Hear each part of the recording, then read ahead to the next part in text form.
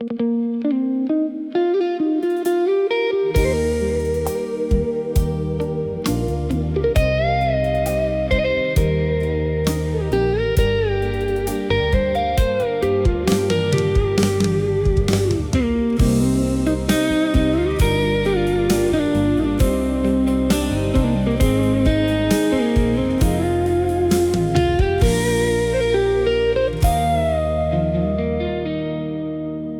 ឹកអូនខ្លាំងពេកដេកចុចទូរស័ព្ទឮតែគេប្រាប់ថាក្រៅសេវា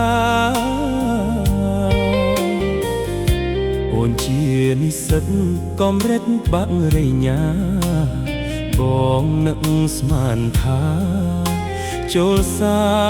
លាហើយម៉ោង11យប់ចុចហើយហូទូរស័ព្ទចាប់ប្រលឺសូប្រងឆ្លើយលានឹងសំណាចបាញ់ចែកត្រានត្រាយថ្មើនេះទៅហើយដេកឆ្លើយមិនគេអ្នកឆ្លើយដាច់បាត់ដូចជាស្រវឹងឬមាត់ប្រលឹងប្រឹងច្រៀងតាមភ្លេងខារ៉ាអូខេបំពេប្រក្មេងអូយវកវងវែងនឹងបែបស្នេហ៍ស្និទ្ធទូរស័ព្ទបងសំអូនឲ្យប្រូឆ្លើយឬអូនភ្លេចហើយខ្លួនជានិស្សិត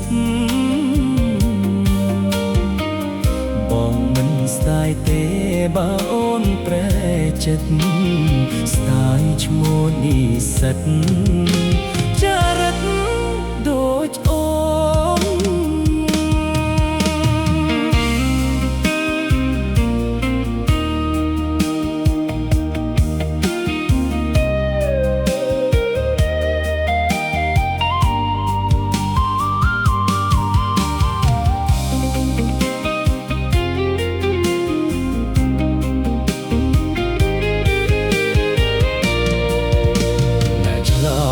ដាច់ដូចជាស្រវឹង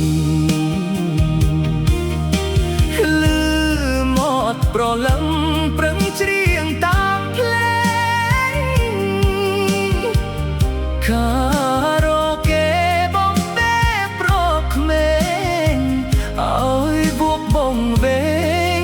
នឹងល្បែងស្នេហ៍ស្និទ្ធទូរស័ព្ទបងសំអូនឲ្យប្រូ